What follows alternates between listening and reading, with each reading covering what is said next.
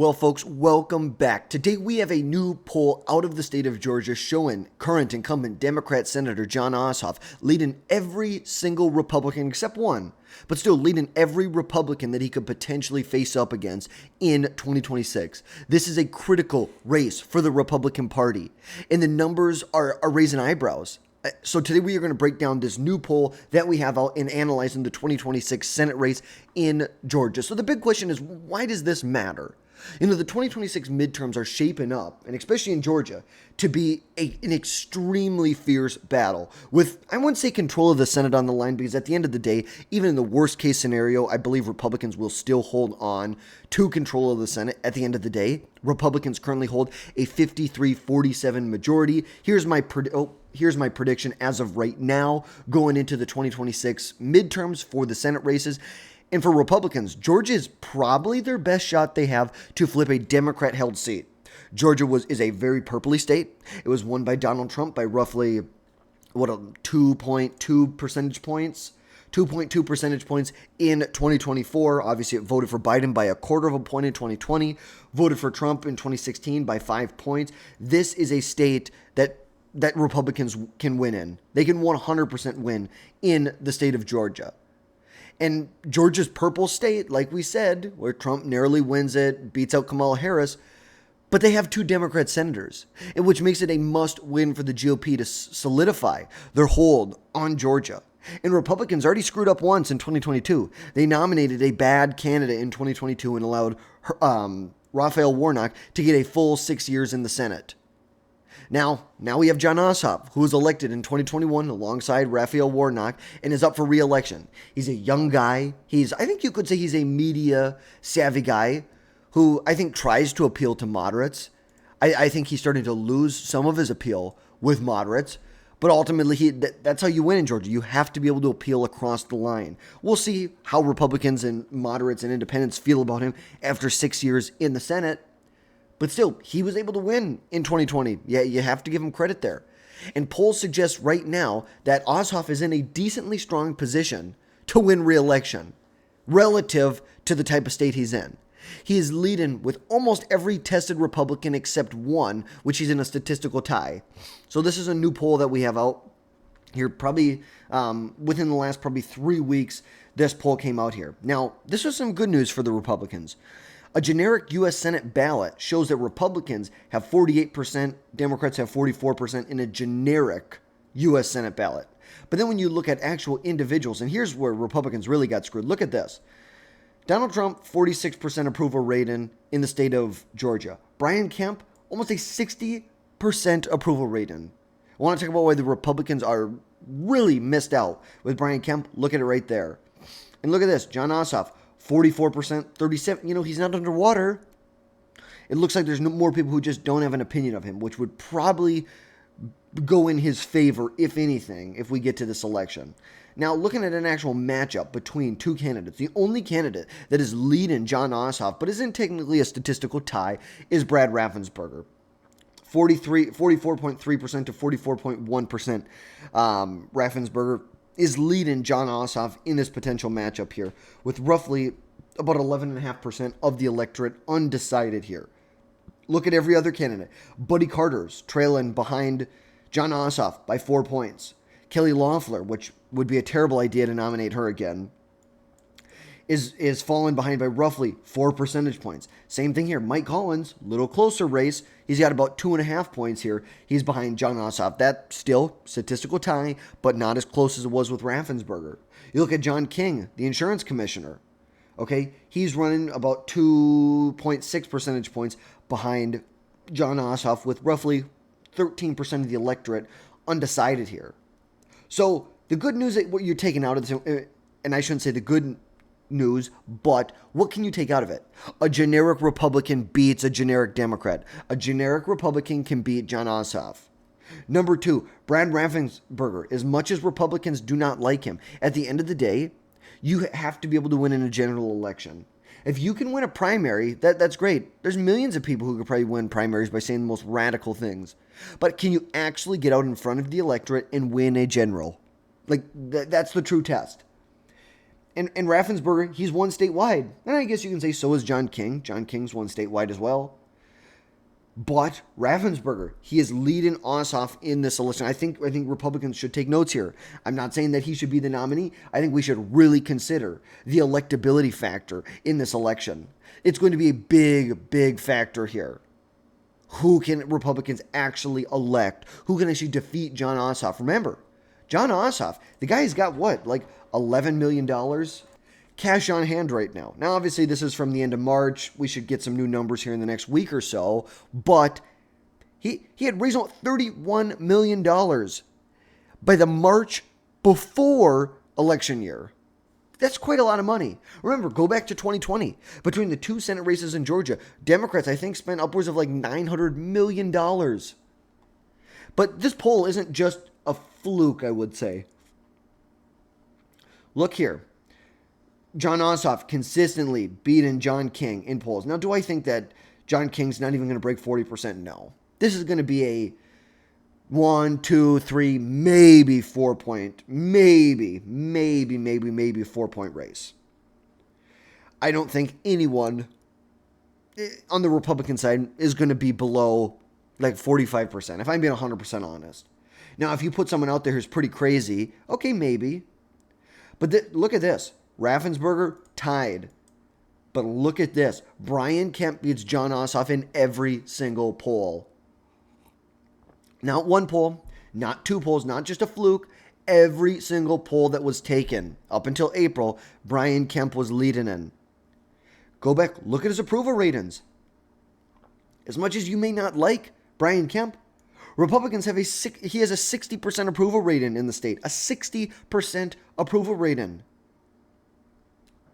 Neither of the incumbent senators are breaking 50%. Trump's not breaking 50% in the state. Look at this. Kelly Loeffler, she's not even breaking 30% in the state. It's like, come on. We need to use our heads if we really want to win this election. Because here's the reality. You're looking at the current map as it sits right now. I would say, toss-up scenario. Democrats barely hold on to Michigan. Republicans barely flip Georgia. Maybe Republicans hold on to North Carolina. Okay, you're looking at a 54-46 Senate race right here. Now, this puts Republicans on, I shouldn't say on track, but puts them in the right direction to get to 60 seats by 2030. We're going to have another video coming out in the next couple of days about that. How can Republicans get to 60 seats this decade? How can they get there by 2030? But ultimately, this is a good place for Republicans to be. Look, you expanded the margin in the Senate. You held on to North Carolina with Tom Tillis. It's going to be a tough re-election there. Susan Collins, same thing. I think it's going to be a tough re-election. I think ultimately she wins by, 5 to 10 percentage points. But overall, this does put Republicans in a better spot than they are right now. And ultimately, the Senate is going to be able to squash any attempt by the Democrats if they get control of the House, which I'd probably give it a 60-65% chance that Democrats, as of right now, pick up the House. It's like they're not going to have this ginormous majority, but also they could win. They definitely could. There's no doubt about that. You jump over to the House side, it's like you've got, Wisconsin, Congressional District 3, Iowa, Congressional District 1, Don Bacon in Nebraska. Go over to Maine, Maine's 2nd Congressional District. You have some pretty big races here. You have California 45 and 22. Gosh, I wish I could remember what that was. 13. You have 45 down here, but also Republicans need to hold on to 41. They need to hold on to 3. They need to hold on to 22. And then Adam Gray in California's 13th Congressional District. It could be tight. I shouldn't say it could be. It will be tight in this election. And so Republicans having control of the Senate, it's crucial to stop anything the Democrats try and pull. But now you look at the Republican side. Who do the Republicans have who are running right now? So Representative Buddy Carter, he was the first to declare after Brian Kemp said he was not going to run. He's a 6-term congressman from the Savannah area. and really has branded himself as this MAGA warrior, but also has a more pragmatic and practical side, advocating for lower drug prices. And polls do show him trailing significantly against Jon Ossoff. As of right now, you look at Representative Mike Collins, who has publicly expressed interest. He is a rep from Georgia's 10th congressional district and is only trailing Ossoff by anywhere from about 2.5 to 4 or 5 percentage points. But I think both of them lack the statewide appeal, the statewide name recognition that someone like Brian Kemp has.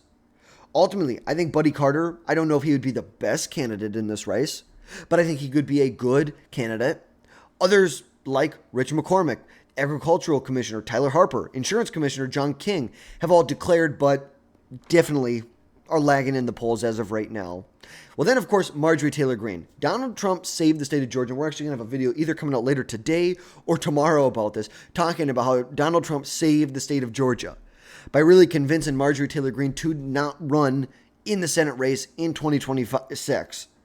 You know, she was polling very bad, very weak polling, and her polarizing style in a purplish state. I think we all know, like, look at this. Yes.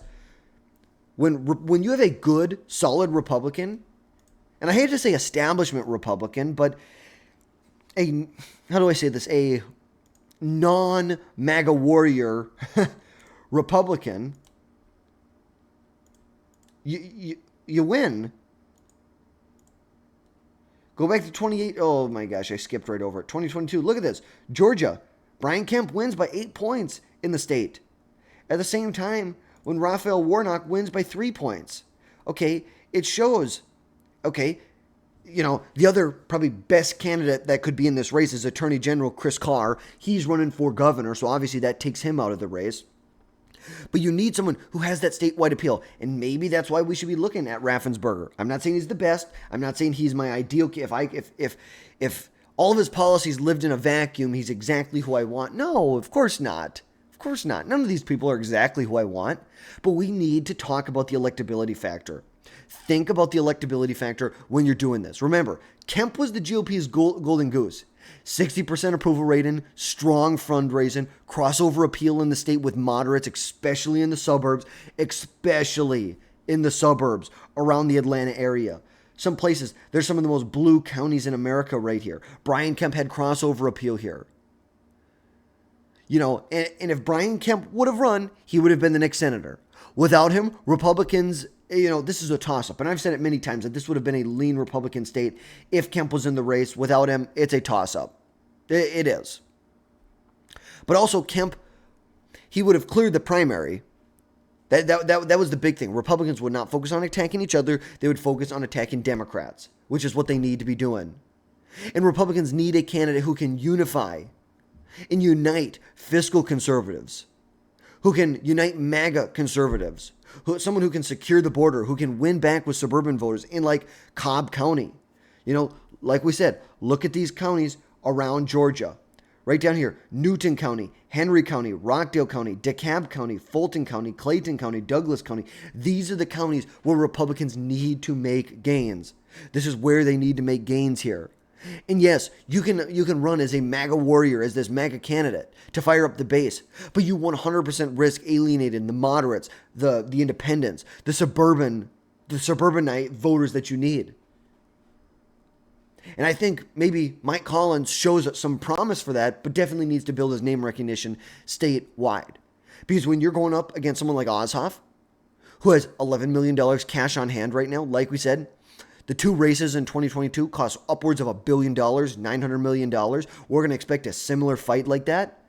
We need someone who can, and look, Ossoff can appeal to moderates. As much as you hate to say it, he can. Yes, did he kind of begrudgingly support the Laken Riley Act? Yes, after a year after voting to block it. Did he vote to block arms sales to Israel? Absolutely. Did he vote to stop mentally ill transgender men from competing in women's sports? Absolutely. And those are big liabilities for him. Big liabilities for him. And look, he's worked across the aisle on issues like human trafficking, like prison reform, which I think there's a lot of substance there to paint him as a radical leftist, as a defund the police leftist. And the fact that simply he is banking on his anti-Trump messaging. Ossoff is banking on his opposition to Trump's policies, calling him the draconian immigration policies, to try and rally moderates and Democrats together. But still, voters care about inflation, border security, government spending, the economic security of the people in the state. And Ossoff may be able to navigate these, but that's why it's going to be a toss-up. That's why this is a toss-up race as of right now, because Ossoff is not perfect. Like we said, his vote to restrict arms sales to Israel, aligning with Democrat leadership, and especially on the transgender issues. I think Republicans can hit him hard on the transgender issues. But I think as much as he's a sleazy snake, he does a halfway decent job playing both sides. Tough on crime, yet tries to be tough on crime, yet critical of Trump, which can make him a formidable opponent in a purpley state like this. Because the GOP, as much as the Democrats can't rely just on anti-Trump, the GOP simply can't rely on anti-woke rhetoric. They need a substantive platform to run on, to address the needs of people in Georgia. So this is what I say. If I was an advisor in the Republican Party, pick a candidate early to avoid a divisive primary. The 2022 Walker loss showed what happens when the GOP nominates an untested candidate. Do not go that route again. Focus on bread and butter issues, lowering taxes. The one big beautiful bill. It will lower taxes, reduce government waste, get this appropriation bill done later in the year. It has to be done by September 30th. We need to get the appropriations bill done. Appropriate some of these Doge savings. Secure the border. That resonates with Georgia voters. And appeal to moderates and independents with your bread and butter issues, because Atlanta suburbs are key. They have been trending hard to the left, and a hardline MAGA candidate will risk losing these voters even more than even Donald Trump lost them in the 2024 presidential election. So that, I don't think there's a single candidate. I think Mike Collins looked good. I think Brian Jack looks good. He hasn't announced yet. But I think those are two candidates that we should be looking at. I think we should be looking at Raffensperger for electability. We're going to see what happens, though. Well, we really are. Because, yes, did Donald Trump win in 2024? And does the generic Republican have an edge in the poll? Yes. But without a strong, unified candidate, the GOP will fumble this. They will fumble this opportunity like they did in 2022. And remember, they didn't just fumble it in one state in 2022 on the Senate side. They fumbled it in multiple states, not just on the Senate side. In Arizona, they nominated Blake Masters. In Nevada, Adam Laxalt, I had less of an issue with. I won't necessarily go there. Okay, Mehmet Oz in Pennsylvania. Like, what? Are you kidding me? Herschel Walker in Georgia. I'm sorry, are you stoned right now? Like genuinely, how much crack have you been smoking? Okay, you go to the gubernatorial side in 22. Doug Mastriano basically took 45 days off before the election. So bad. Very, very bad candidates. Terrible candidate quality. Look in Arizona with Kari Lake. And now Governor Katie Hobbs is actually growing popularity in the state. Is she going to win in a landslide? No. Could she win re-election in 26 by a couple points? Hell yeah, she could. Hell yes, she could. Do not mess around with it. Do not mess around with this. Now, candidate quality is everything. Do not F around with it. If I'm the Republican consultant, that's what I say. But that's going to wrap things up for today, folks. Let me know your thoughts down below on the 2026 U.S. Senate race in Georgia. And as always, smash that subscribe button down below. Smash that like button. And folks, we will catch you next time.